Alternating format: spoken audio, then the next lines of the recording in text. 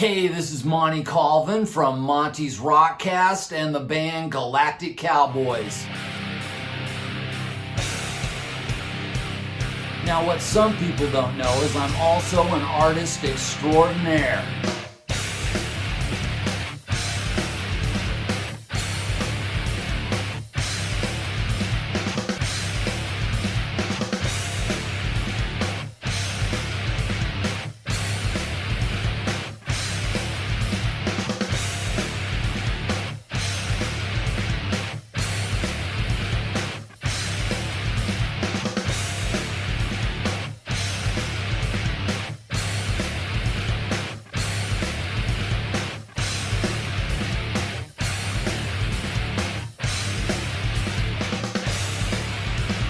If you're looking for some art that rocks, check out my website, montycolvinart.com. What's up, guys? Welcome to another episode of Talking Into Infinity, a Dream Theater podcast. I am your host, John. With me is my good buddy and my co-host, Brian. How's it going? You apparently are having a few margaritas over there before the show. One and a half. It's going good, man. I can't believe it feels like it was like 3 months ago we did a show, doesn't it? But it was only 2 weeks. Yep. Here you go with the 2 weeks thing again, man. I know. Eventually you'll get used to the I know. time. At some point I'll get used to it. But yeah, didn't we have it snowed on Mother's Day, I think, like a couple of days after we had the show or something before? Remember that? Yes. Yeah, it was like snow on the ground for our last episode, and now today it's almost 90. Yeah. Welcome to Ohio, right? Exactly. Welcome to Cleveland, man. So why don't we start out the show with some pretty cool news for us? We were asked this week, and obviously happily accepted, we were asked to be members of the CMS Podcast Network, which is a branch of the Classic Metal Show. There's a bunch of really great shows on there. Skull Sessions is on there. At least for the next few weeks, Talk To Me's on there. Obviously, you can see all the segments of the Classic Metal Show. So it's basically going to throw the show all over the place. A whole bunch of more platforms where you can see us at. The CMS Podcast Network has a Roku and an Amazon channel that you can watch all the video clips on. There's some really great stuff there. Dude, how unbelievably cool is this? Like, it's our 10th episode, and already we're being asked to get on a platform that has 20,000 freaking subscribers on it. Yeah, that's amazing, man. I mean, I love the idea of crossing over into different territory, and maybe we pick up a bunch of new fans and listeners, and we can turn our listeners and fans on to some other stuff too. I think it's going to be a great thing. Yep. I completely agree. It's I can't thank my buddy Chris Aiken enough for asking us to do that. I've done some guest spots on his show, the Classic Metal Show, and it's huge, man. It's huge. Hey, there's Adam Rishog. There's our buddy Adam. Thanks, man. Much appreciated. He says, "Wow, exciting news. Congrats, guys." Thank you, Adam. We appreciate it. Aiken is one of my best friends, and he runs a very, very good business over there, and to be asked to be a part of it is pretty cool. So yeah, we're excited about that. So, in the future, we'll have a lot more information about where you can catch us. Obviously, we'll have some stuff on the screen about it and everything, and on all of our social medias and whatnot. But we're getting a website, which we didn't have before because I don't know crap about websites.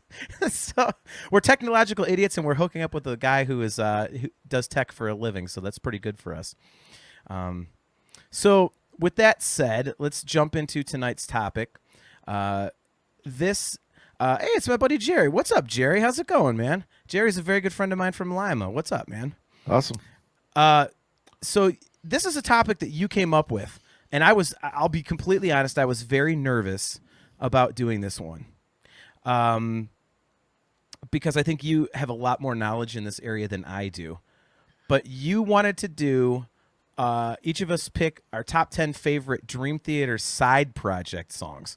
So what was your inspiration for coming up with this? I just thought it would show, all the other different avenues and musical type of things that these guys do. There's just, and I think you're giving me a little too much credit, which, hardly ever happens coming from you, especially. I'm not going to sit here and say that I knew all of these albums inside and out, or even all the projects that existed. I just thought it'd be a fun thing to really dive into, some of the stuff I did know, and then dive further in and see, man, really what kind of is out there. There's a way more material than I even thought. I didn't realize the amount of actual solo albums Jordan Rudess has. Yeah. I didn't realize like My Young's Jelly Jam. I didn't realize how many albums that Platypus. project has. Yep. Platypus, yeah. Transatlantic has a boatload of stuff. Yep. There's Winery Dogs. I mean, there's just a lot of stuff out there. So the idea that we can cover really a ton of material, covering 10 songs, let's just put that out there right now. It's not going to happen. But I think we have a really cool list, and we definitely, a year from now or whatever, when more stuff comes out and we dig deeper in, I think we can, probably do another episode on this for sure. Yeah, I would agree. It's funny because as I started putting my list together, I was laughing because it was my stuff obviously skewed towards my love of the heavier end of things, and I didn't even mean it to. I was just like, I went through stuff and kind of did it in a very visceral fashion. I was like, all right, oh man, that's awesome, and I would write it down. So I had a preliminary list, and then I would go back to the ones that really stood out. I probably had like 20 or 25 songs, and I didn't really have to take a lot out because it always seemed to be the heavier stuff, and I was like, boy, Hendrickson's not going to pick these. So one caveat here, and you came up with the topic, so you said you get to make the rules. You put Sons of Apollo in play. You actually allowed side projects of former members, which I did not think we were going to do, but you said we're doing it. So yeah, I mean, I figure why not? I mean, we're talking about, all of the albums also from Dream Theater, the guys that were in there. It's not like we're excluding ones that, that aren't in there now. So yeah, I think it's cool to, I just think it's going to be a fun topic to see what we come up with here. But, this is the one time, though, where you and I actually gave each other our lists because of the fact there is so much material. We didn't want to be like, oh, I picked this song. What do you think of it? I have no idea. It wasn't one of the 10 I picked out of 300 possibilities, right? Yeah. What the hell is that? Right. Yeah. So it was cool to get each other's lists, and actually go through and see, oh, okay. Yeah, I completely agree. So I'm going to let you go first, but before you go, I am going to warn you. I am gunning for you on one song tonight. I listened to one of yours, and I'm like, I'm going to crucify him for this one. So when we get... Okay. No, do you think you know which one it is? I do, and I actually found out some new stuff about that song, so maybe it'll ease what you're going to do to me. All right, so Adam says, before we get going, Adam says, glad you included former members because the Neil Morse Band has put out some absolute gems. I actually did not pick any Neil Morse stuff. I thought I might, but I actually didn't. I kind of feel like my list is a little narrow-minded, unfortunately, but I like what I like. Well, okay, here's a question for you. Now, I do kind of want to go over a couple of these that we didn't pick and just a quick few reasons why. Do you want to save that till the end? The projects we didn't bother with? Yeah, that's fine. That's okay, fine. Let's save that to the end. So, okay. Looks like Cody W says Coming Home by Sons of Apollo is the best. That one was this close to making my list. I love that song, especially the live version, the live in Plovdiv at the very end of the show when he goes out there just like acoustic and he's singing with the crowd. That was the coolest thing ever. That is a phenomenal live DVD. That is an awesome live show. I watch that one all the time. I love it. I actually skipped the cover songs of all things. Like, I think that'd be the cool part, but. Well, since he's starting with Sons of Apollo, I will too as well. And I'll start with Labyrinth off the first album. We got to see that was basically the last concert any of us saw live before COVID hit, I think, the last big show.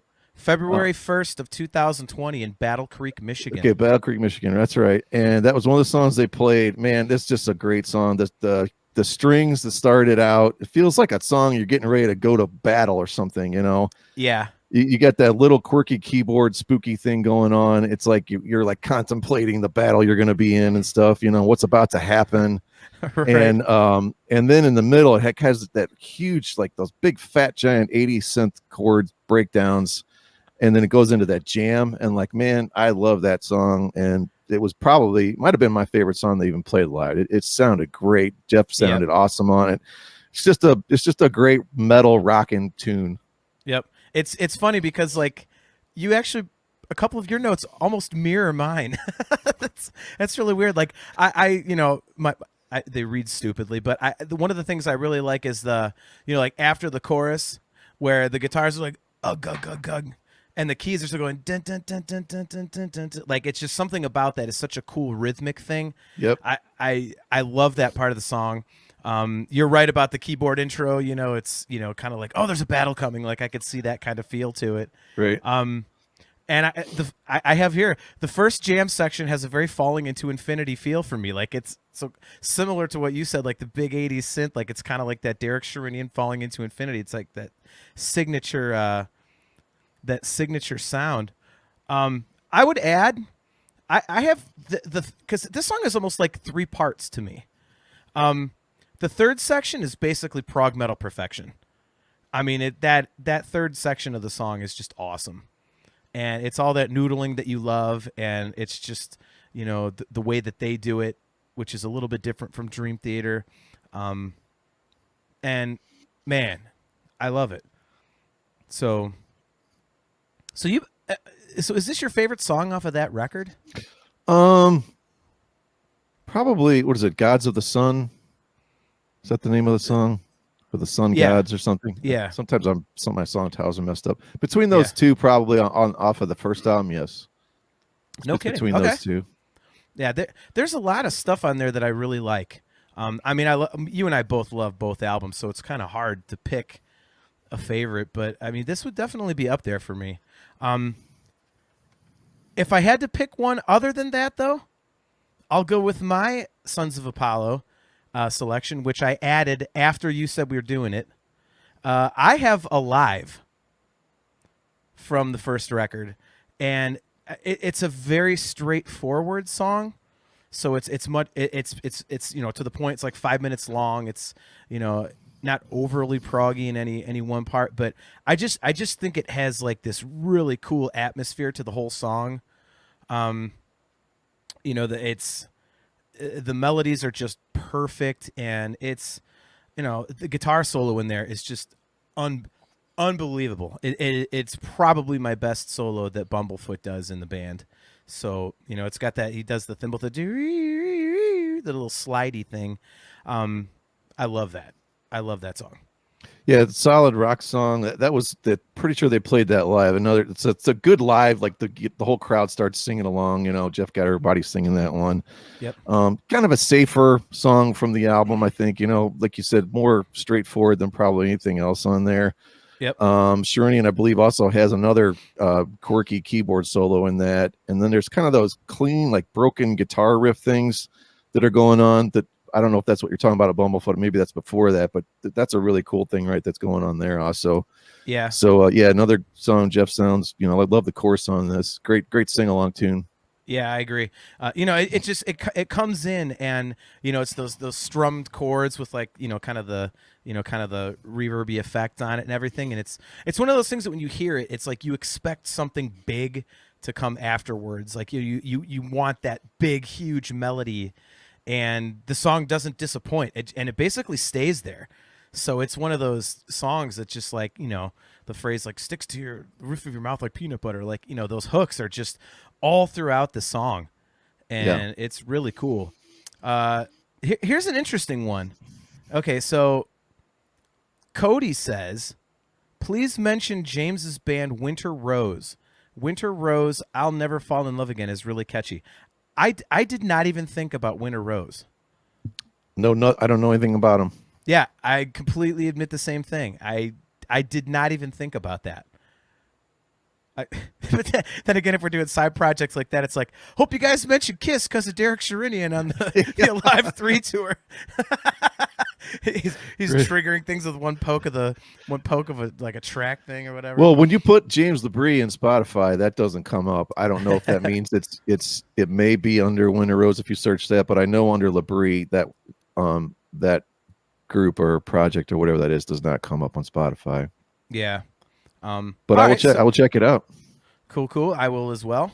All right. So what do you have for your next song? I'm going to go with the newest Petrucci solo album and the Happy song. Yes.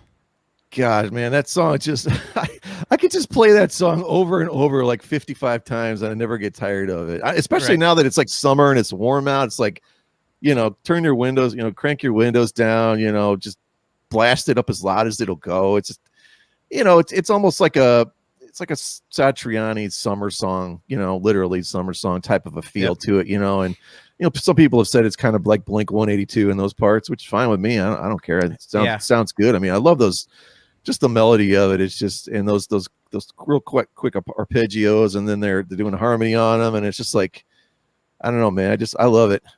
Yeah, it was one of those things where you saw the track listing.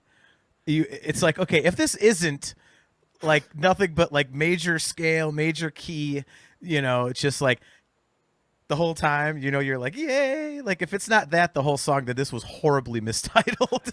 Yeah. So, yeah, I'm with you. It was, when that song came on, I was like, yeah, like this is just good mood music. And it, thank you, John Petrucci. Like it's all the riffs are cool and the melodies are cool and it's uplifting and it just bumps along. It's just kind of like one of those head bopping tunes. And, the thing that stood out to me about this one, which is, I think this is a perfect example. And I think we've talked about this a little bit on the show, but, he is such a master of melody.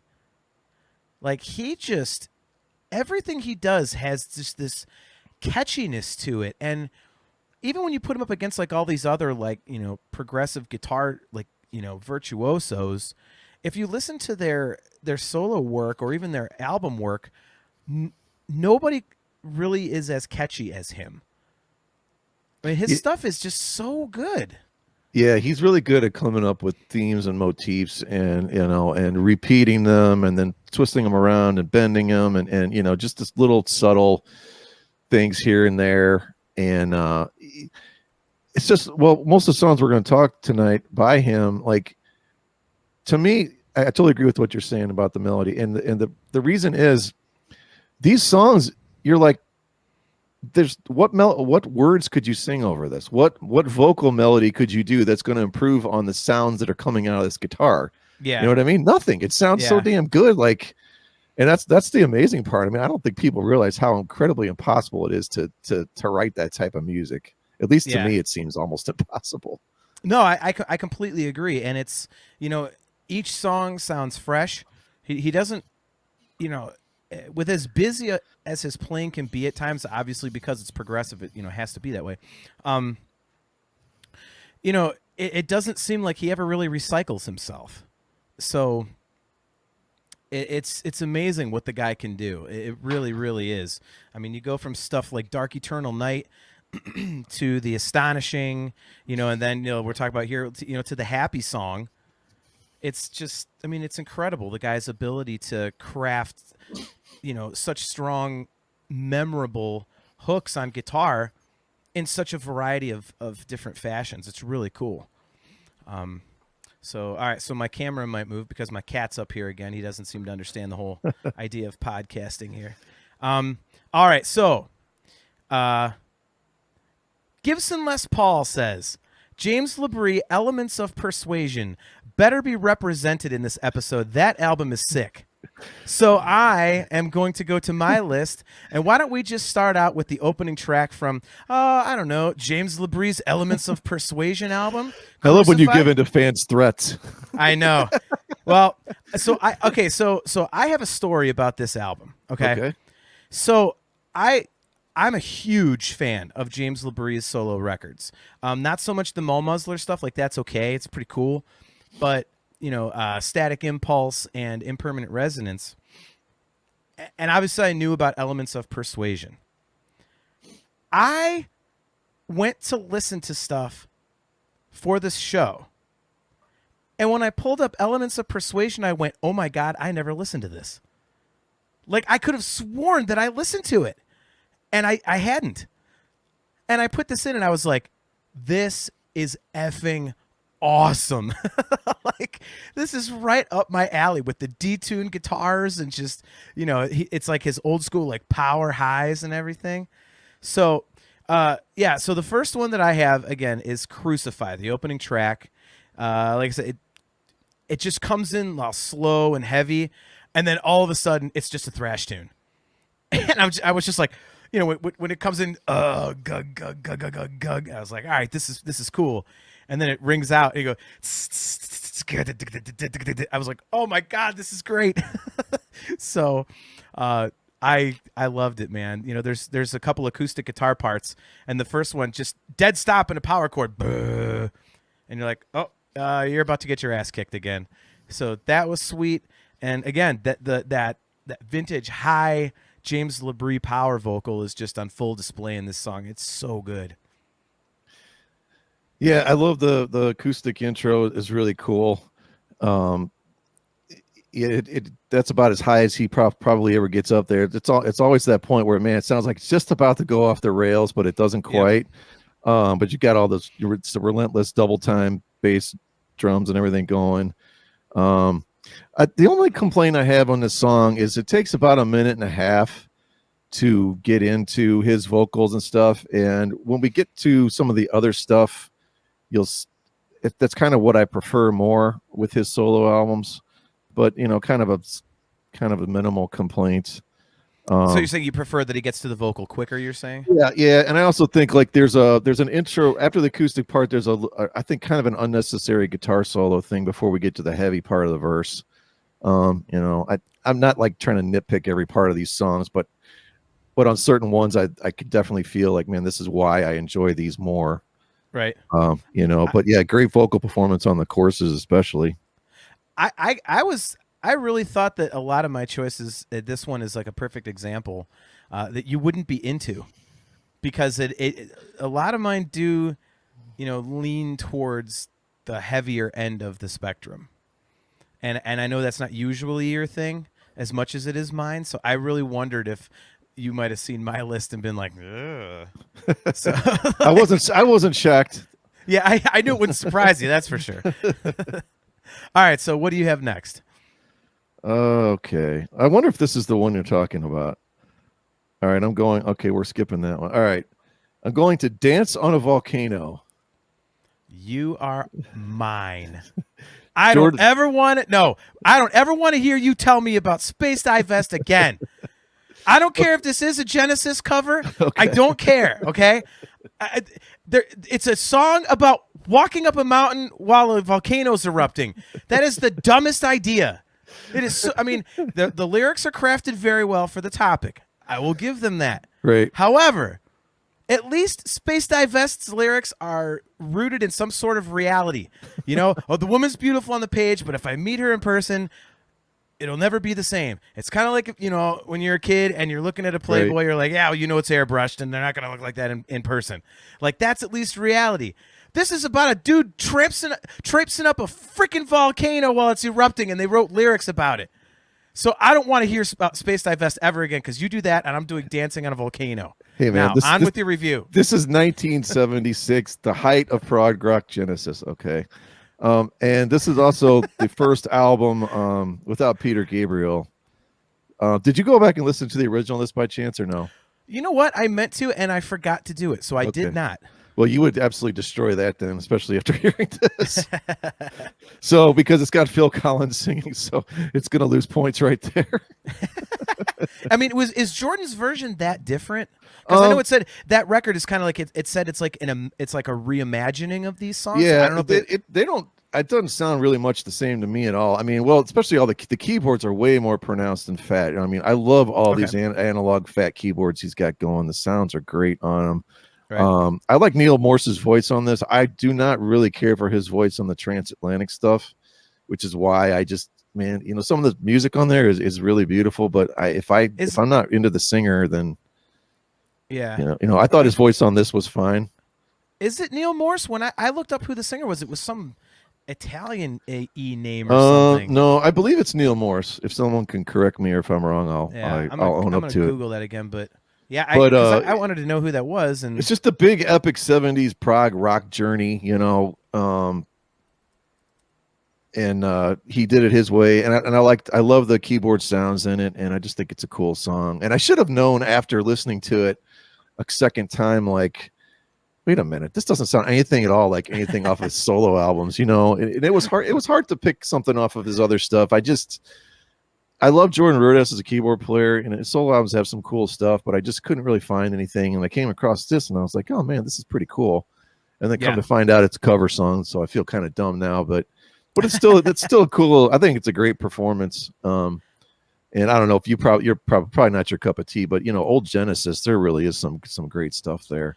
Yeah, I mean, for sure. Like I didn't hate it. I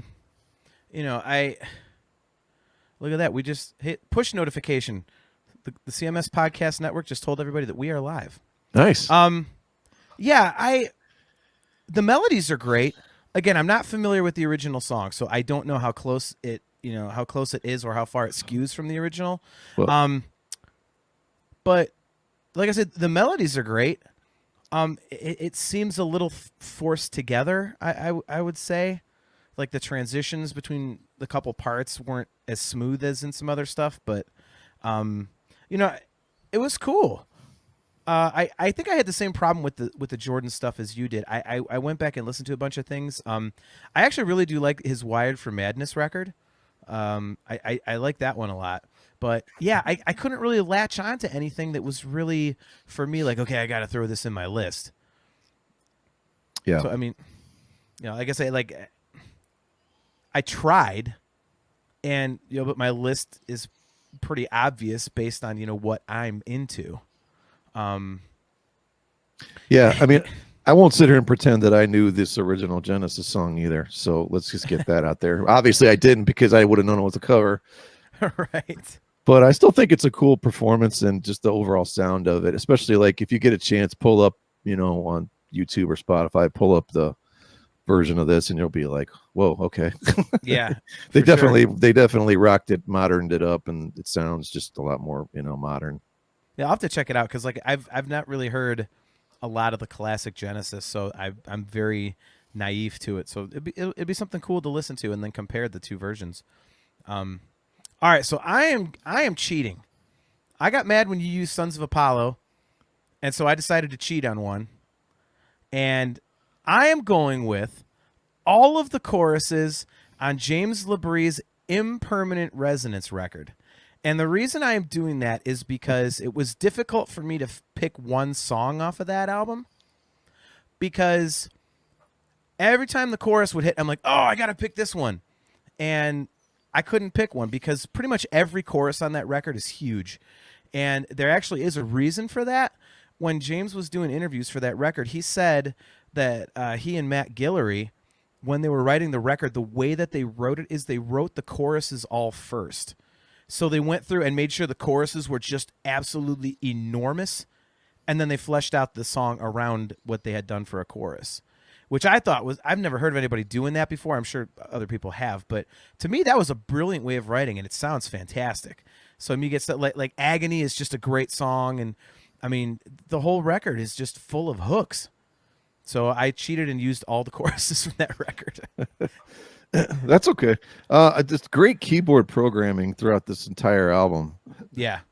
all the sounds just really add to it. It never feels like too much. Like I said, Agony's great song. Sleight of Hand, Back on the Ground. I love that shake off the stardust line they say there. Yeah, I do too. The one that almost made my list, I Got You. It's got those cool techno keys behind the verse. Yep. Holding On, again, this techno keyboards. It's got atmosphere. My other one that almost made it, I probably, if I would have given you time to change, I probably would have put Lost in the Fire. Lost in the Fire, man, that is a great song. Yes. Mm-hmm. I love that little circular. It's like a repeating guitar riff, goes up an octave. It's the back half of the chorus where that I'm not gonna run, bring on and see the smoke rise. That part right there, where it's the guitar is just kind of circling around that one part. Like I love those type of things that go on in this style of music. And this is his latest solo album, correct? Yeah, the most recent one. So yeah, it kind of feels like it sort of picked off where Static Impulse kind of left off. It has a similar type feel, like it just took it to a little bit more, even just a little more polished, a little more melodic level. Yeah. I agree with everything you said, man. The record is so solid. I mean, these three albums that he did, Elements of Persuasion, Static Impulse, and Impermanent Resonance, like you can just put those on like back to back to back, and they're all a little bit different from each other, but they're still pretty similar, and they're all great. I mean, those 3 albums are fantastic. I can't believe they don't get more press. I mean, the instrumentation is awesome, and I just think it's really underrated personally. But well, here's one. All right, Cody says, "Dog Boots" by Planet X. Honestly, because of that band, I thought for sure Virgil Donati would be the pick of the drummers when I heard he had auditioned. I didn't listen to a lot of that album. Did you listen to any of it? Well, this is a good segue for my next pick. Oh, all right. Well, let's get into it then. I will go to my next pick. Is it's the live Portnoy, Billy Sheehan, Tony McAlpine, Derek Sherinian. That's live in Tokyo from 2012. Yes. Now, John, you knew it was only a matter of time before Tony McAlpine, I would weave him into our show. I was waiting for it. I mean, it took probably 4 months longer than you thought it would. Right. So I actually did not pick The Stranger off of this live album, which is from Tony's first solo album. Yep. I skipped over all the Dream Theater tunes. There's more on there than I thought. I think Lines in the Sand, Hell's Kitchen, Change of Seasons Part 1. Yeah, there's the Change of Seasons thing. And another interesting one on here is Acid Rain, which is actually a Liquid Tension Experiment song. I did not pick that. I picked Apocalypse 1470 BC, and that's off of Derek Sherinian's first solo album, Planet X. So it's kind of confusing because his first album was Planet X, but he has a super group made up of Virgil Donati on drums and various other guys. McAlpine's on, I think there's 4 albums total, and they make up their own albums as well. So this is actually the song that I did pick. Like I said, Apocalypse 1470 BC. It's from that first Sherinian album. They play it live on this album, and it's just a big, giant, pompous, ominous, sludgy, orchestrated, Deep Purple, Emerson, Lake and Palmer type of thing with prog elements and fusion and stuff in it. You know, it does have a lot. It has a lot of those stops and starts where they're getting the crowd involved. That some people probably think it's stupid, but I think it's actually pretty cool. Yeah, I like this one. This one kind of strikes me as a song that I think I would prefer in a live setting more than listening to it on CD. When I actually have the Blu-ray of that show, and it's really good. But this is not one of the more standout tracks to me. It's kind of soundscape-ish to me. Not a lot of catchy stuff to latch onto, in my opinion, in this one. You know, and I would have to go back and listen to the original because obviously did the whole crowd participation thing and, you know, like seeing if they could nail it, you know, super tight. And but it is very cool. And the one thing that I do love is, you know, when you listen to McAlpine's guitars, he's constantly doing those like detuned squealies, which it sounds stupid, but I'm a huge fan of those. So you can hear that in the, you know, while he's riffing, and I really like that. So, you know, it's definitely great. But again, I think something I would probably enjoy more if I was at a show and they started going, I'd be like, oh yeah, this is great, you know. So yeah, the Sherinian solo stuff is it's out there. I mean, it's like I said, the closest I can come to it is probably Emerson, Lake and Powell. Keith Emerson, you know, meets Palmer. Emerson. Well, Powell's the second band, but yeah, Emerson, Lake and Palmer, the older ELP stuff, and then some Deep Purple elements, and then just Sherinian's crazy, you know, classical background or whatever, doing all this wild stuff on it. But yeah, that drummer Virgil Donati, I put a few notes down. So he had played on a Tony McAlpine album. He also played with Steve Walsh, singer from Kansas, and also one of the guitar players we both like, Kiko Loureiro. I guess he was on one of his solo albums as well. Mm-hmm. So man, I'm glad you dig deep into this stuff. I had no idea about any of that. Yeah, I wanted to see, you know, a little bit behind this. That whole track listing for that double, like we said, it's got the Dream Theater albums, it has the Dream Theater songs, it has the Liquid Tension Experiment song, it's got some of Sherinian stuff, some of McAlpine stuff. There's a Billy Cobham song, who's a very famous jazz fusion drummer. I can't remember the song. I almost picked that one because it really has a great, cool funk fusion groove to it. Sure. But I decided to pick this one instead just because it was a Sherinian original. Okay. Yeah, like I said, I dig it. I just thought for me it was something I'd probably enjoy more in a live setting. So, All right, so moving on my list, I'm going to go to the first John Petrucci solo album, and I'm not going to go with the usual selection, Glasgow Kiss. I think anybody who picks Glasgow Kiss is just just picking it because he didn't really do his research, and just is like, oh, I know that song because that's the most popular one. A little busting your balls there, but anyway, yeah, I'm going with the second song, Jaws of Life, which again, surprise, surprise, is a heavy song. Actually, it's the opening track. Excuse me, Glasgow Kiss is the second song. This one, just to me, the riff has stuck in my head ever since this record came out, and to me, it just screams like, well, you're about to listen to a John Petrucci record, mother. Like that's what it sounds like to me. It's a statement of what you're going to get, and it's awesome. It basically has everything that people who love his guitar playing love about the rock and heavier, the heavier and more rock based aspects of his playing. And again, that main riff, is just fat and it's big and it's as heavy and sludgy as it is, it's really memorable. Again, he's got that gift for melody. Yeah, I feel like it could have been something maybe that they put on Train of Thought or maybe even Black Clouds. It's just a big ominous slab of metal, It's really, yeah. And but I do like how you get into the chorus and then it actually goes into a major key there. Gets a little bit more upbeat and happy, I guess is the term I'd use. But yeah, cool song. I mean, we talked about it before. He just has the ability to make these songs that just really you don't get bored with them. He puts enough little things in here when you think, okay, well, he's going to do that again, and he comes up with something new to just turn it around, just a little bit of a variation on a theme, and it just sounds so good.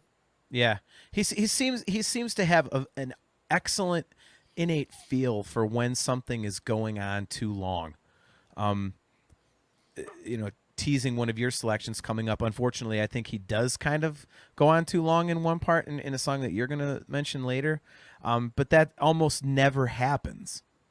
And it's just right when you're, okay, I've had enough of this part. Oh, there's something new. Like he just kind of has that, again, that feel of when to change things up and when to, kind of bring out the next course of the meal, use that analogy. And it's like, it's this song is a statement of that, I think, right off the bat. So so I went with Jaws of Life, John Petrucci, suspended animation.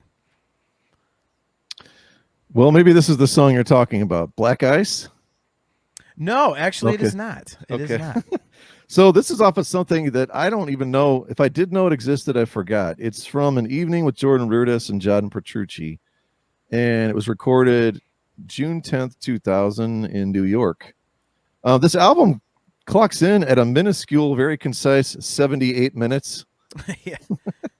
But, of that 78 minutes, only 11 of it is the song Black Ice. Right. So I did some research on this just out of curiosity, like if you could find the sheet music for this. Uh-huh. What would you guess the sheet music cost for this song if you were to download it? Well, I may be outdated here, but isn't sheet music on average like $3 to $5 a song? Yeah, roughly, yeah. All right, well, then $42. What? It's 69 pages of sheet music for this. Now, when you hear the song, you realize why it's like 70 pages because it just goes on and on. But yeah, I was like $42. I'm like, well, they probably figured I don't know if this is like if those guys get a cut off of this, if this is truly going through the publishing, or this is a third party that said, hey, if I took the time to chart this all out, I'm getting $42 for it for whoever wants to buy it. But they're probably getting no money for it. That's why they're charging $42, because they got to get their money off the album somehow. Exactly. Right. But this is just, I went through that whole like track listing kind of quickly just to see, if there's something on there. And the fact that it is an electric guitar with just the piano, there's something cool about that. And yeah, I know we're going to get into, obviously, if you're there live, seeing it live, it's going to be better. Of course, that's almost with anything. Yeah. but I feel like it's one of those pieces of music's like in the background, the characters are like trying to solve some kind of scientific, equation, or trying to figure out, we got to save the world from something, it's like Right. this real like reflective, type thing. Like, it just sort of has that sort of, I don't know, that sort of feel to it to me. And there's an awesome, like, I don't know, 3-4 minute piano breakdown, just Jordan just going absolutely crazy. Yep. And then when the cool thing about when that's over, Petrucci comes in with a real kind of a bluesy, just sort of playing some choice notes here and there, and then they get sort of back into the main riff. I will admit, at 11 minutes, it's pretty darn long. This isn't the kind of thing for everyone, that's for sure. I wouldn't, someone that I'm trying to get into this band, I wouldn't be like, here, sit down and listen to Black Ice. Yeah. But yeah, I think it's a cool piece of music. No, I like it. I've listened to the whole album. I actually was very familiar with this album. I had it back in the day on CD, and it got stolen. But yeah, it's definitely something that you will listen to all the way through and enjoy all the way through if you're into mellow jam stuff. It's definitely, yeah, obviously without a drummer and a bass player and all that kind of stuff, it never can really get heavy or, I'm obviously the melodic, like the mellow, like the clean stuff comes out phenomenally well. But, I think this song is an example of one that I would love to hear this song with drums and bass and like fully produced, because, it does have cool changes. Like you said, that when Jordan just goes nuts in the middle and the piano, that's awesome. It's a great song. Like you said, I think it might be a little bit lengthy at 11 minutes. But it's cool, man. It's catchy. It's got that, that riff and stuff. And, even in that setting of just, guitar and piano, it gets a heavy feel to it as much as it can. So, it's a cool vibe, especially in a show in that sort of environment. All right, so you went Black Ice. What am I gonna do? Let's see. Oh, wait a minute. Cody W. Nightmare by Avenged Sevenfold. One of your favorite bands. I hate that band. I love that album. I love Portnoy's drumming on it too. But you hate that band, so it doesn't matter. It isn't the music, except for that record they wrote called the Black Album. Or I'm sorry, Metallica's self. Oh yeah. What a joke. Anyway, M Shadows is a very good singer. I just can't stand the sound of his voice. It's one of those guys that's good, and I give him all the credit in the world for that, but I cannot stand his voice. It's kind of like Chris Cornell. I hate his voice, and he Gibson Les Paul. Oh, Cody, make it stop. Yeah, like, speaking of Dream Theater side projects, I can't get into Winery Dogs because Richie Kotzen sounds so alike, so much alike to Chris Cornell. And I hate Chris Cornell, the sound of his voice. It's just the tonality of it. Something about it drives me crazy. And yeah, it's can't do it's it. pushed to the point of breaking too on almost every song. Like, yeah. Which is interesting because have you heard that stuff with Richie Kotzen and Adrian Smith? Have you heard any of that? I have not heard that yet. Man, it is really, really good. You might have to check it out. I'll have to send you a link. Okay. I don't know if the full album is out, but man, they wrote just kind of a sort of up-tempo blues, 80s rock sort of combination thing. You'd be like, this is Richie Kotzen, Adrian Smith? What? Sure, right. It's got a nice catchy element to it. But yeah, I didn't pick Winery Dogs either, and for most of the same reasons you said. Yeah. All right, here we go. So our new boss, quote unquote. So the CMS Network says, where does Rudis's contribution to Lalu's atomic arc rate? I vaguely have heard of that, and I don't consider it a side project. So I have no idea what it is, so I can't even comment. Yeah, that came up when I was doing some Rudis research, and since it's not an actual Jordan Rudis side project, I had to draw the line at stuff they just appear on. You know, so Oh, it's yeah. like if John Petrucci did a 30-second solo in somebody's song, you know, it would be like, you know, picking, you know, your favorite Van Halen side projects, and you're like, beat it, beat it. All right, I like Right. beat it. You know, like that's a guest solo. So yeah, sorry, Aiken. Lalu's Atomic Arc with Jordan featuring Jordan Rudess does not rate on our list. He Googled that, didn't he, just to try to find something? Knowing him, he might actually know that. Oh, really? Because I thought he doesn't yeah. he hate Dream Theater? No, he doesn't. No, he doesn't hate it. He likes some of it, but only a little bit. He's a bigger fan of Sons of Apollo because he's a huge Jeff Scott Soto fan, and so he's, you know, he's interviewed him a bunch of times, and they're friendly, you know, and right. But yeah, no, he is a troll. There's no doubt about it. But he probably actually knows that. All right, so see, now I lost my place. Who's up? It was me, wasn't it? Yeah, you're up. All right. Well, I'm going to go back to Elements of Persuasion, and I'm going with Freaks, because that song is right up my alley.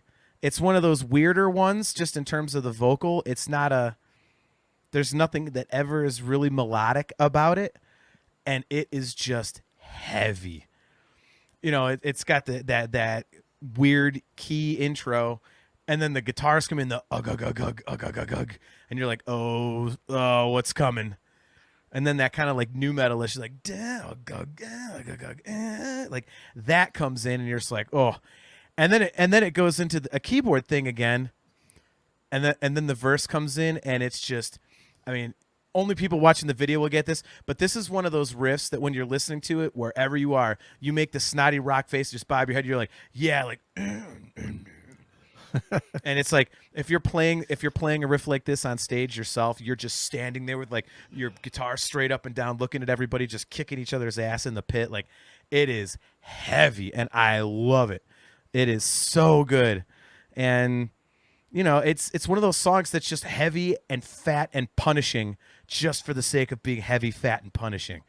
And I love it. It's like, you would never think, when you think James Labrie, you would never, ever think of a song like this.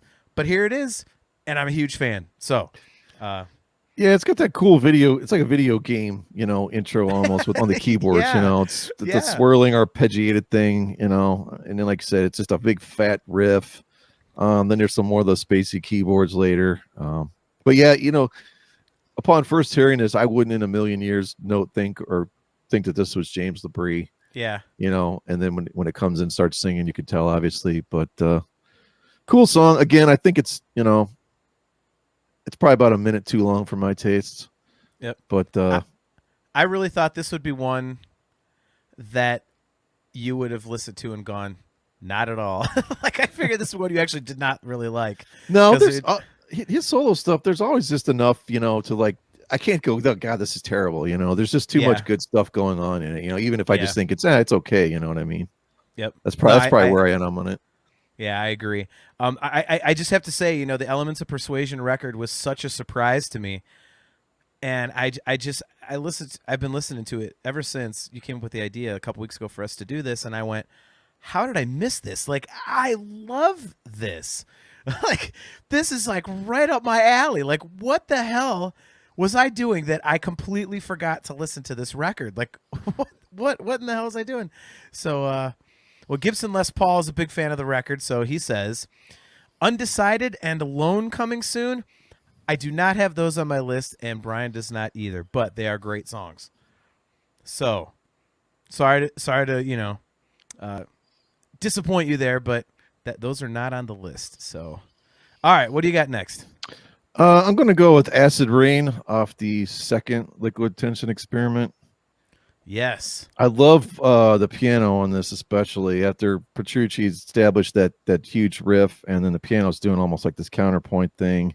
Yep. It's a good combination of, you know, heaviness. It's got a great groove to it. It's just enough, a hint of a melody to hang on. You know, they milk it for about 6.5 minutes, which is probably about perfect. You know, you go another 3-4 minutes on that, it's probably too long. Yeah. I think the only thing on this, I didn't listen to the entire album, but the production on it, that's snare is a little bit trash can-y for me. I don't know if they're going for more like that open live jazz type of a fusion type feel for it. But Sure. the sound of it, it's kind of one of those things when you lock in on something that you kind of don't like that much, you're like, that's all you can hear, Yeah. But I mean, it doesn't totally ruin the song for me or anything. It's just an observation on, I wasn't super huge fan of the snare, but cool song. And the live version that's on the other one, the album we talked about with Sharinian, is actually pretty cool as well. So I advise anyone to check both of them out, actually. Yeah. Acid Rain is a great song. My first note says, yeah, this one just effing rocks. To me, it's one of those rare progressive instrumental songs that actually feels like it's going somewhere. And especially for Liquid Tension, which is, written in this, they record it as they write it pretty much. It's a very well written song. Some of their stuff, it can get pretty overblown, I think, but this one, as you said, is it's nice and concise. It gets to the point. It really kind of has a cool direction. Like you right as it starts building in it, you kind of think where it's going, and it goes there. Like, and I like that. So, I wrote, even the breakdowns feel like they're setting something up instead of it being just like, oh, let's cram another prog part in here. I just think it's a very well crafted song, especially for a progressive instrumental tune. So yeah, I really like that one. And I realized, it's funny listening to some of this stuff because I never realized how much of the LTE stuff that Dream Theater actually puts in their instrumental jams and the live stuff they've put out. Because I've heard this before, but I don't listen to Liquid Tension a lot because to me it just doesn't really, it can get very noodly, and it's not really something I would, I'd rather listen to like a Petrucci solo album because it's a little more song-y, I suppose. But I heard this and I was like, oh, this is, yeah, man. So this is where that came from. Because, I've heard it in a bunch of stuff that they've done live when they just get into jamming. So, all right. So let's see. CMS Network says, Misled from Static Impulse is great. And would you look at that? My next choice is Misled from James Labrie's Static Impulse record. Full disclosure, I came into this as a huge fan of the James Labrie solo stuff, and I tried to listen to a bunch of other stuff. I had to have listened to like 15 different albums of side project stuff, and I kept coming back to the James stuff. And so I like I was saying earlier, my list is a little skewed, and I can't help it. I like what I like, and with this one, keeping the keys going under the staccato guitar, I thought was really, really cool. The guitars following the kick drum the whole song is great. Like, and they're mimicking each other while the keys are holding down, that melodic anchor sort of a thing. I thought that was great. Middle section and then the solo out and everything. The solo is kick ass, and it is just the whole song just drives. I mean, and especially the end part is like so absolutely metal. And then, of course, at the end, you get something you never thought you'd hear, which is James Labrie singing over blast beats. So you're like, what is this? So yeah, this is a banger. So I love this one. Almost made my list. Without giving it away, I do have some from Static Impulse. Yep. This song, it's about a minute and a half shorter than those other ones. It's like, and it gets right into it. That's what I love about it. Yeah. Like you said, there's those stuttering, they mute the guitars, and you got the big giant wash of choir string keyboards behind it. It creates that just, that frantic pedaling keyboard thing comes in later. It's just like, boom, there's such an urgency to it. And the riff is great. The chorus is great. I love all the melody, his choices, vocal melody. My only problem is, aren't they misspelling this word? Shouldn't it be Misled? I was thinking the same thing, but I didn't want to go grammar Nazi. and then, like, if you're going to pronounce it Misled, it's going to get confused with that song by Kool and the Gang as well. But I mean, if you spell it this way, it almost implies you're assigning like a female gender to an element of the periodic table. So I don't know why it was spelled this way. I guess that's the only thing that's throwing me off. But wrote down some jokes, did you?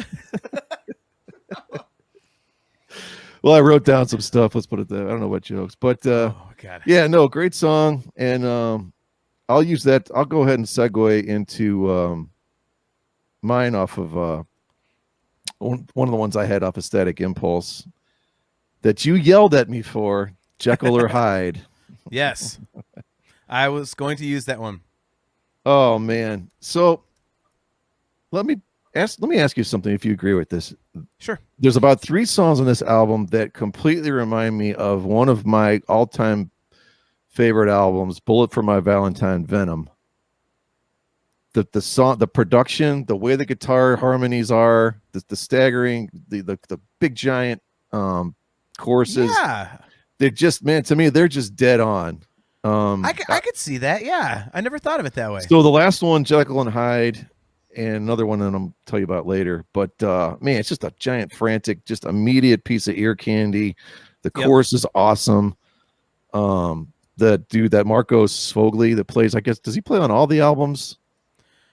He's on He's on this album, I know, and he was also on that Genesis thing. But man, he does the guitars and programming on this whole album, I believe. And like I said, it sounds like Bullet for My Valentine, Venom. Like, it sounds like they went right to the next studio. Go here, James was like, let me put something that sounds like that. You know, Yeah, I'm not saying he copied it, but it's just like, God, it just reminds me of that. And I love that band because it's like 4.5 minutes tops. You get right to the heart of the chorus and the riff and everything, and you just wrap it all up, and boom, you get into the next song. And I love Jekyll or Hyde. It's just I could just play that tune forever.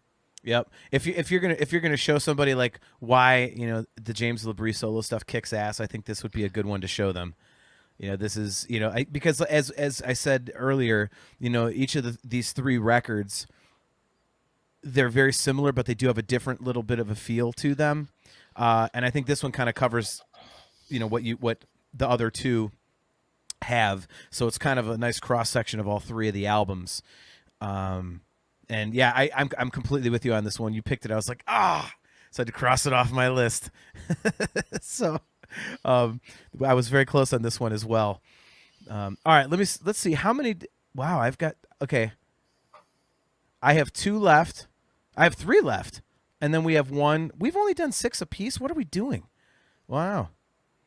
So, all right. So I've got a couple left. So I am actually going to go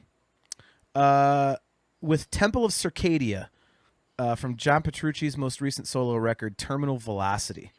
My notes, I have another song from that on here. I'll just tease it. I said, do you like vintage Portnoy Petrucci stuff? Here you go. This is another one of those songs I think like is perfectly written, kind of like Acid Rain. It changes exactly when it needs to. It builds down and it breaks down and builds up in all the right places. It's kind of like it takes you on that ride that you're expecting it, and the payoff is always there. And then the end, once they get into like the full time, the rocking, it just goes until the end, and it kicks ass. I love it. It's like, because you're like, oh, this is a great part. This is really cool. And he's like, well, then you're going to get this for the rest of the song. And I love that about it. Yeah, the first 2 minutes, it's almost like you said, they change it almost exactly at the right time. Like the first couple minutes, it almost sounds like a Dream Theater song. And then you get that soaring melodic, lead that he goes into, just establishing that monster theme. And, there's a kind of a cool acoustic breakdown in the middle there also. And then you're getting those things where the guitar's doing like those swells on the volume and stuff, and those cool little parts. And and then he goes into the guitar's like doing a double, like a high harmony thing to itself, and those leads with those high harmony leads, like he's just a master at crafting that type of a composition. Yeah. And man, great tune. That last album he did is just amazing. Yeah. If you like vintage Portnoy Petrucci stuff, that whole entire Terminal Velocity record is just ear candy in that vein. It's, oh my God, it's so good. CMS Network says, we'll get to Cody in 1 second here, pull up the wrong one. CMS Network says, Labrie is generally strong solo, except Impermanent Resonance. That was mid-tempo and boring. I disagree. I love that record. That's why I think it's great. I picked all the choruses on it for a reason. I think that's huge. Cody says, Who would you love to hear some of the other members collaborate with? I'd love to hear Jordan do an album with Floor Jansen. That's a from good question. Nightwish, isn't that the key? Is that the keyboard Nightwish, player? yeah. Okay. Mhm. Man, I don't know. He's played with so many different weird people already. Anyway, I like know. Steven Wilson, hasn't he played with him? Yeah. Man, that's tough. they were sitting here like, duh. Yeah. Well, I mean, obviously, I would say John Petrucci playing with Eddie Van Halen, just because Eddie Van Halen is like everything to me, so I'm selling out on that one. But, man, that's really difficult. I'd have to come back to that. I've never thought about that before. Yeah, Cody's right. He's Floor Jansen is the Nightwish singer. So, singer. Okay. Yeah. I'd like to hear like maybe Petrucci with Satriani, like because those two are kind of I think the most similar, but they also have their own unique style. I'd love to see like an album where they just kind of collaborate and bang out 10, 12 songs or something, see what it sounds like. That'd be kind of cool. Yeah. I would like that. I mean, I know they've done with that G3 thing, but has Satriani ever done that before or no? I saw that. Yeah. It was at the Hard Rock Roxino. It was Phil Collin of Def Leppard opening, of all things. Okay. He was way better than I would have expected. And then John Petrucci played, and then Satriani was the headliner. So okay, so he was part of that anyway. All right, I wasn't sure who was on those. I know they've rotated different people, but yeah, just see them do an album of all original stuff, would be cool. Yeah. All right, so what do you have next? I want to go back to Static Impulse again. I Need You. Okay. It's not really all that different sounding than some of the other stuff that we really like. It's a fat choir string sound on top of a crushing mid-tempo riff again. Sounds kind of like that Bullet for My Valentine Venom album, which I said before. Yep. It's got a giant chorus and just a great song. Yeah, it's about 4 minutes tops, maybe. I think boom, you get, like I said, they're just really urgent and immediate. They get right to the point. Yeah, another big chorus, dude. It's I don't know what it is about Labrie and his solo stuff, but he's got a knack for writing hooks. I mean, we said that about Petrucci's guitar playing, so it's like it's got to be one of those things. I mean, you put those two guys together. That's probably why we love Dream Theater so much, because you got a couple guys that can just write, hooks for days, and you stick them together. It's like no wonder we like the band. Yeah, I have the guitars and the kick drums again, following each other for most of the song. It's a cool rhythmic feel, and I think it really makes the chorus even bigger. When it's simpler, it's a much more direct kind of thing in the chorus, and I think the busyness of the parts leading into it kind of really draw that out. So I'm gonna go a little quicker on mine so that we can get to the one that we both picked. I've got two more. I am going to go back to the Terminal Velocity record, and I am going with Glassy-Eyed Zombies. The little discordant, whatever you want to say. I call them stingers, like at the ends of the chords are really cool. And you were saying you could hear certain things in a movie or whatnot. I was thinking about that because I know that you kind of look at things that way, and I could see this in a horror movie. Kind of like running away, like, oh crap, there's like zombies that are behind us. And when it speeds up in the middle of the song, it's like, yes, it's time to rock, and it gets going, man. And this is a really cool song, and I haven't really seen a lot of people that reviewed the record really calling this out as kind of a standout track. But for me, this is one of my favorites. Yeah, this is a cool, sinister, funky riff, and then it gets that quirky melodic thing. It really reminds me of, I don't know how you feel about this guy. I love a couple of his later albums, Devin Townsend.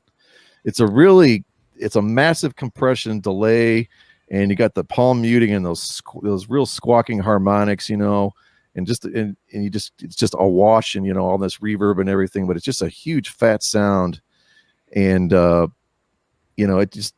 hardest thing about this is like making this, you got to come up with this cool melody to counterbalance this stuff, and then just to make it sound so ginormous like that. You know what I mean? it's just really like, it's like you said, it feels like zombies almost coming at you. Like you can kind of like, you're almost like looking over your shoulder, but it's not just coming up with parts is hard enough, but then making those just sound so big like that, it's just Yeah. is such an art form. And it like I said, it kind of reminded me of the stuff that I like about Devin Townsend. Had that kind of a squawking feel to it. And yeah, I don't know if there's any bad, I haven't heard any tracks on that last Petrucci album that I thought were not great. They're all real solid. Yeah, that when that record was announced, everyone was like, "Yeah, cool, another Petrucci album." It's one of those ones that you get high hopes for, and you pray you're not let down. You're like, "God, I'm so excited for this. Please, live up to the expectation."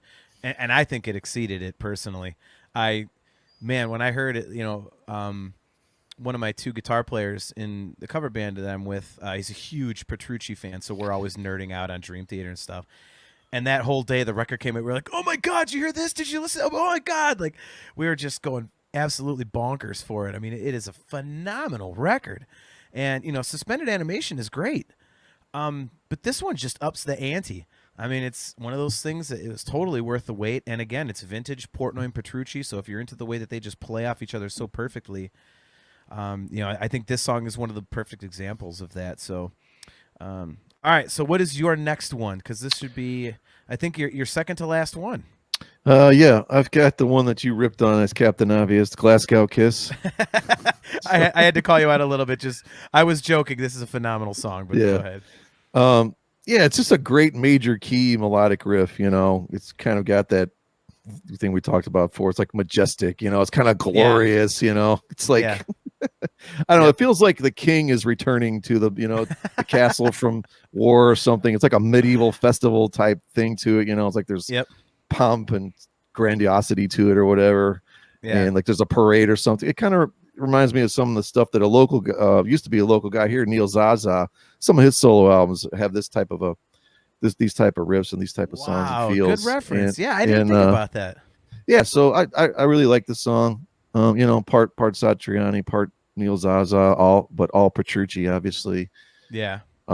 Just a cool, fun song. You could, put in the background of anything. You could make a movie out of it. Slideshow. Whatever you're doing, or just hanging out doing stuff around the house. Just a great song to just jam to and listen to.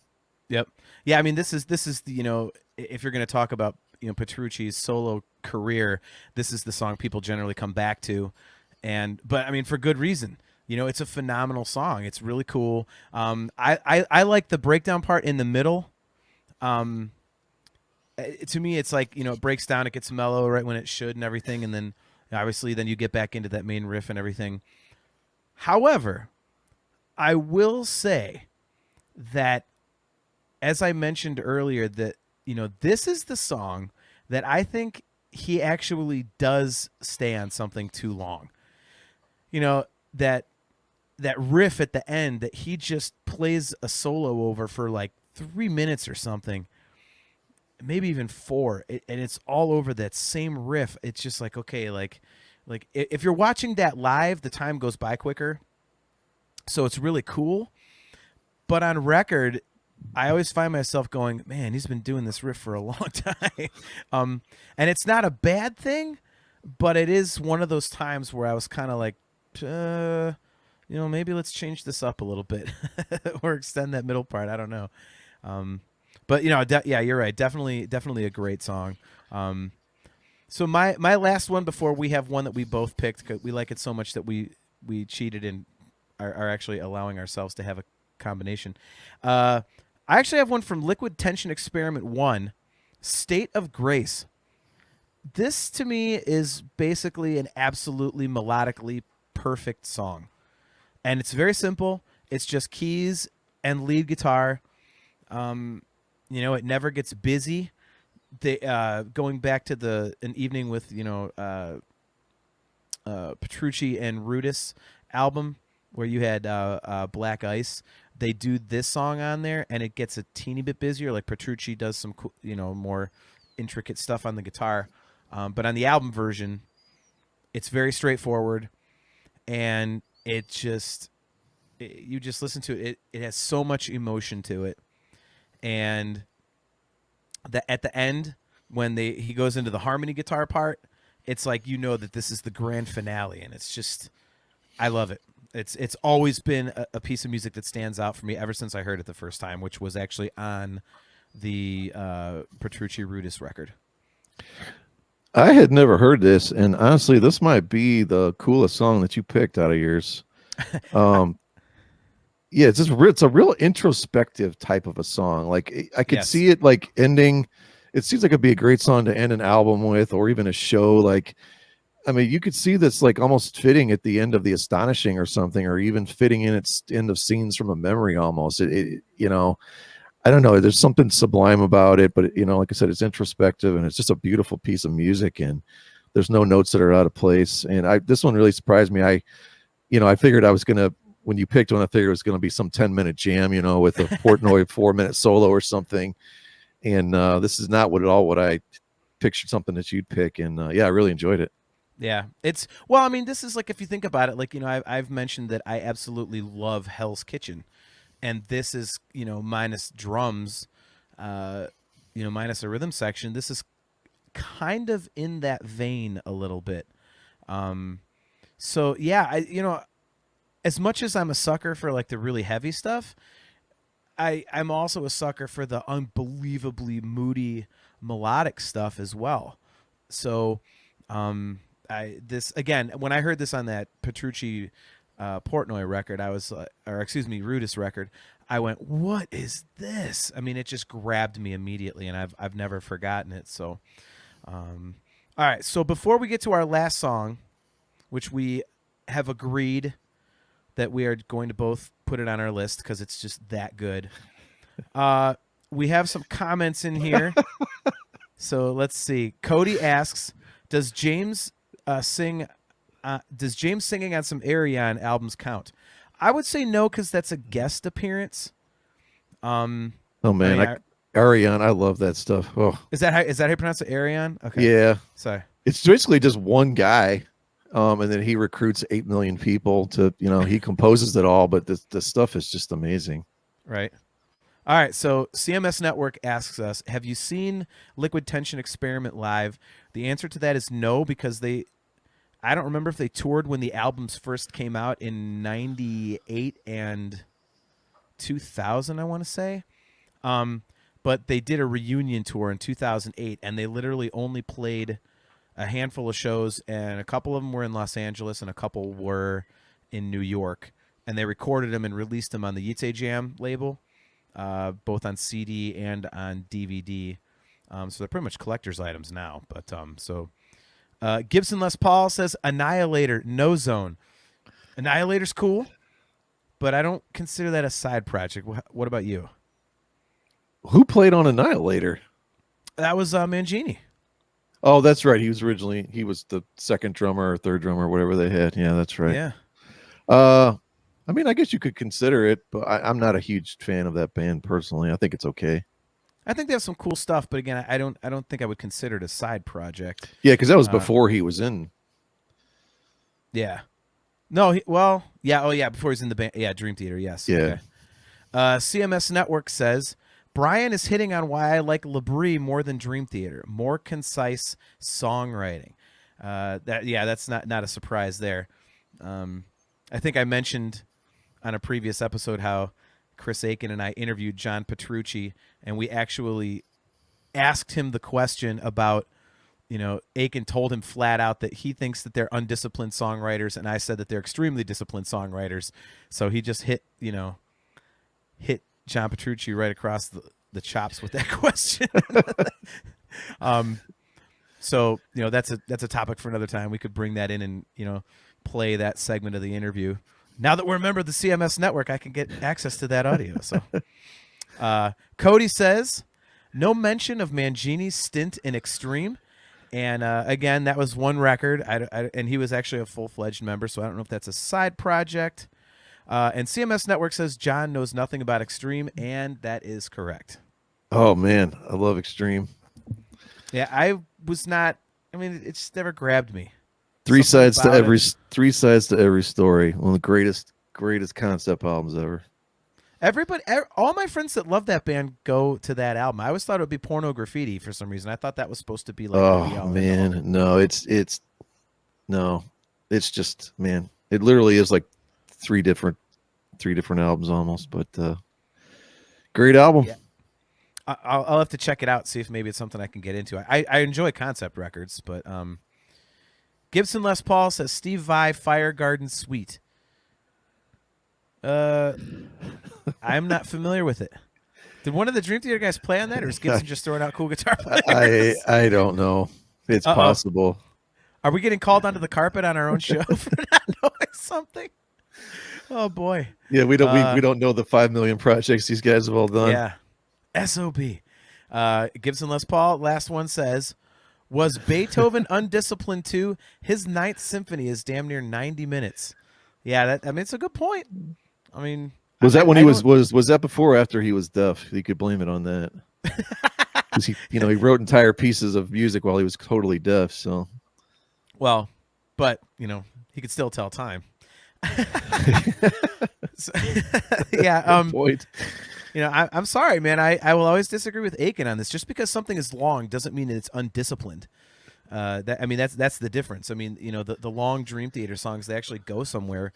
Most of them, anyway. We're going to get into that on another episode. We're going to talk about the really long tunes and kind of go through that. But all right, so let's get to your last selection, which when I found out that you were picking Sons of Apollo and you picked this one, I was like, you bastard. So I went, you know what? No. If we're doing Sons of Apollo, then I get to have this on my list as well. So take it away. Sons of Apollo, King of Delusion. Yes. We got to see that performed live, and that was absolutely awesome.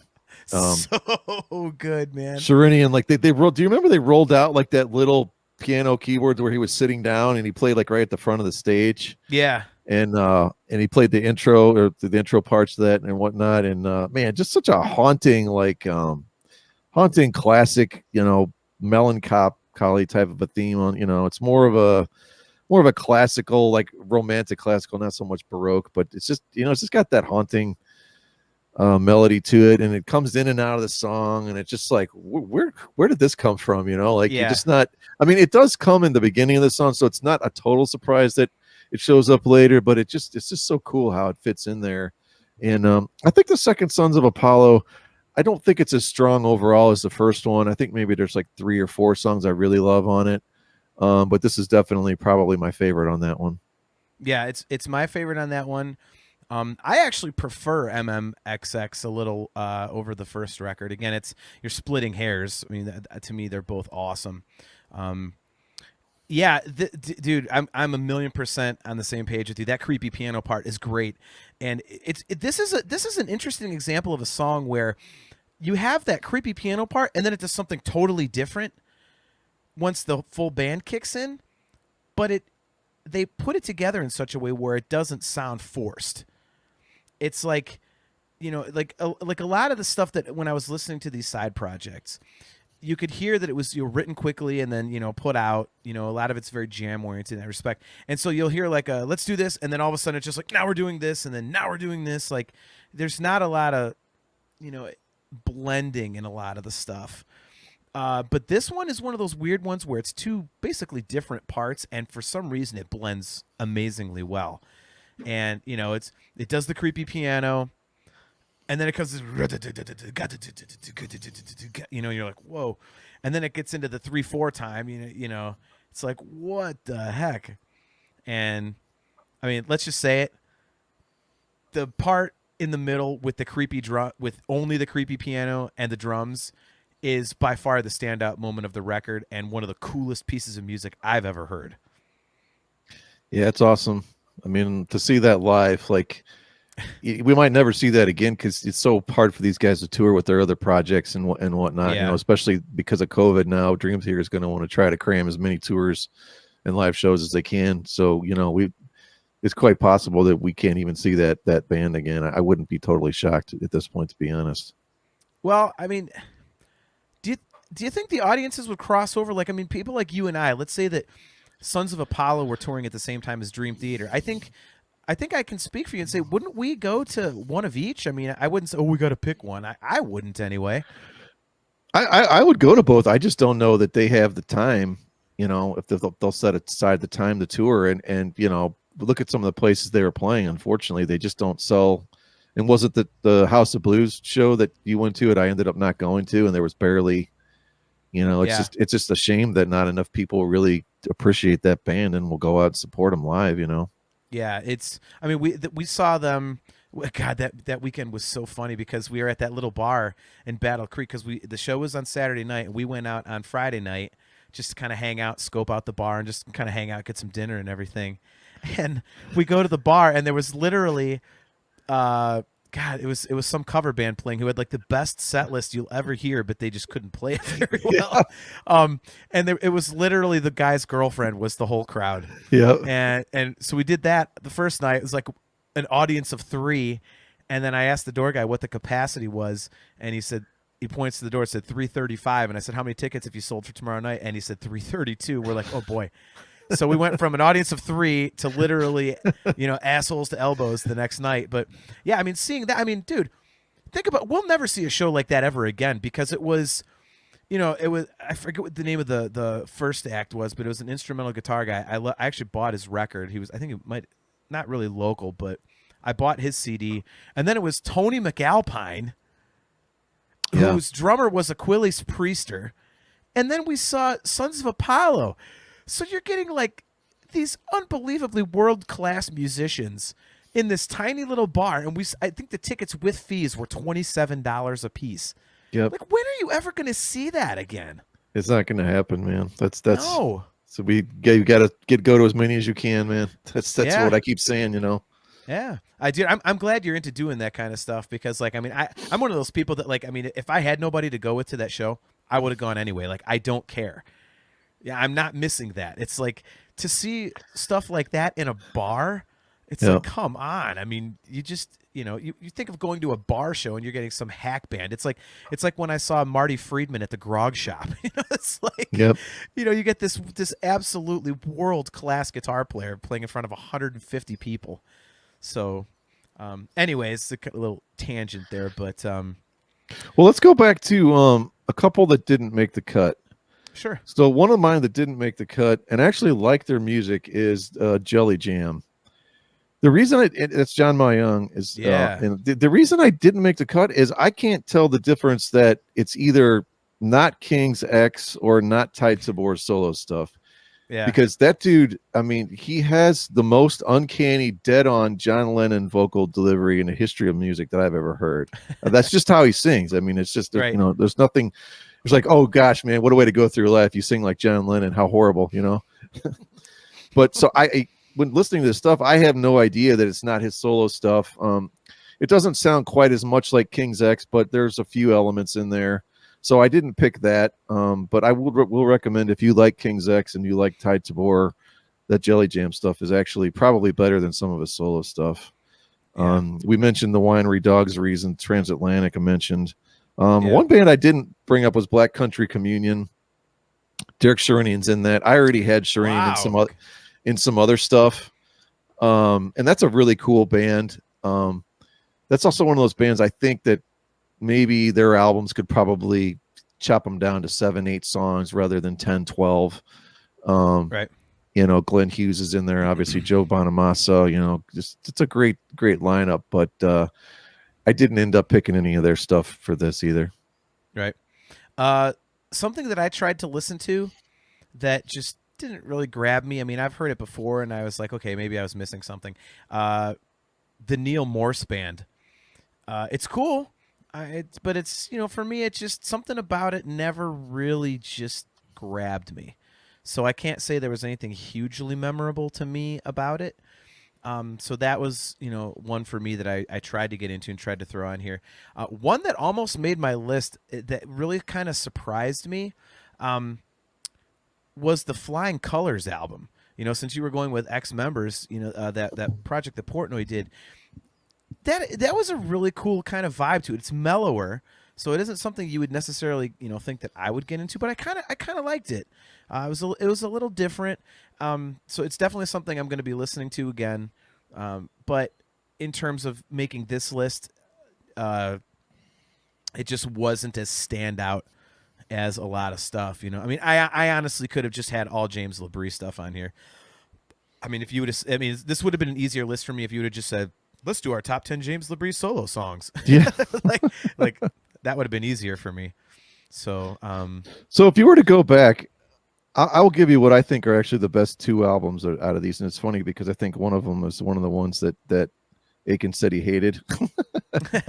Right. So I actually think the last Labrie album is probably the best as far as song to song to song, is probably the best album. And then I would probably put the newest Petrucci as the second. As far as just like, I just don't think there's really skippers on those. I'll even put those ahead of Sons of Apollo, which I know sounds kind of crazy, but wow. I put Sons of Apollo third, probably. The first album would be third. Man, that's a tough one. Did I just yeah on an episode we should have like used later? Did I just throw one in the trash? Like, exactly. Way to go, Hendrickson. We should, it should have been like rank the albums that we picked our favorite side project songs from. Oh, there we go. Mangini played drums on Elements of Persuasion too. I forgot about that. Gibson, I don't feel like Googling in the middle of ending the show, but correct me if I'm wrong, but I think Marcos Fogli was the guitar player on that, and I love Marcos Fogli. That guy is amazing. I love his solo stuff. CMS Network says, great tune. Asphyxiation is better. Brilliant band, though. Yeah, he's a big Sons of Apollo guy. Yeah, that, man, how would I rank it? Like, see, Elements of Persuasion is so fresh to me right now that I almost feel like it's cheating to rank that one high. But I love the production on it, and I just love the heaviness combined with James's like classic vocal. So that's big. Obviously, I would probably agree with you on Impermanent Resonance, just because again the choruses are just they're just massive on the whole damn album. That is difficult, but one I will completely agree with you on is Terminal Velocity. That there's not a skippable song on that album, and you would think for just a guitar album, I mean, it doesn't happen often where you can get through an entire instrumental and like everything's really interesting, and that's one of them. There's just something about the way that Portnoy and Petrucci play off each other. It's like, and definitely not, we're never ever going to do the, Portnoy versus Mangini discussion on the show because it's pointless. They're both phenomenal, but there's this weird kind of simpatico thing that, Portnoy and Petrucci had. And after not having played together for over a decade, on Terminal Velocity, it is still there, which is, it's a testament to musical chemistry. I think it's great. Yeah, agreed. Dynamite drop in, Monty. Yeah. I wasn't sure what all you were looking for there on that one. Yeah, nice. Well, all right. Well, on that note, why don't we close up for tonight? Want to thank everybody for hanging out in the chat. My buddy Chris Aiken, thanks again for putting us on the CMS Podcast Network, man. We much appreciate it. I love you for that. Thank you. Cody, good to see you again, man. Gibson Les Paul, our buddy Adam at the beginning of the show. Thank you guys very much for hanging out with us. It's always good talking to everybody. We'll be back in 2 weeks. I believe the date is Thursday, June 3rd. And it'll be at 7:30 p.m. Eastern Standard Time, as it always is. And we're actually going to be interviewing Wayne Joyner. He is actually the guy that did a bunch of art for the Distance Over Time tour, and he actually is the guy that did all of the video and production work on the Distance Over Time tour. So that amazing presentation they had on stage, that was him. And apparently he's got some insight on the new record that he's going to provide, and he's doing some stuff for the current tour as well. So we'll be talking some Dream Theater 15 on the next episode. So don't forget that you can definitely go and find us,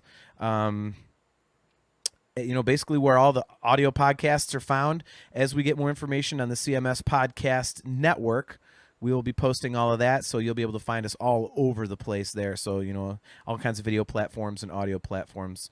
So, with that, I am your host, John. He is my buddy, Brian, and we will see you guys. If you're in the Pittsburgh, Pennsylvania area and need something great and fun to do, why not stop in to Pinball PA? Located in Aliquippa, just 10 minutes from the Pittsburgh airport, there's over 420 games on the floor.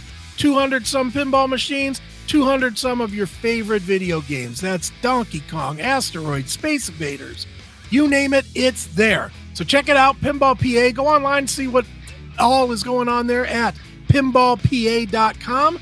Once again, pinballpa.com. Pinball PA, it's where the action is.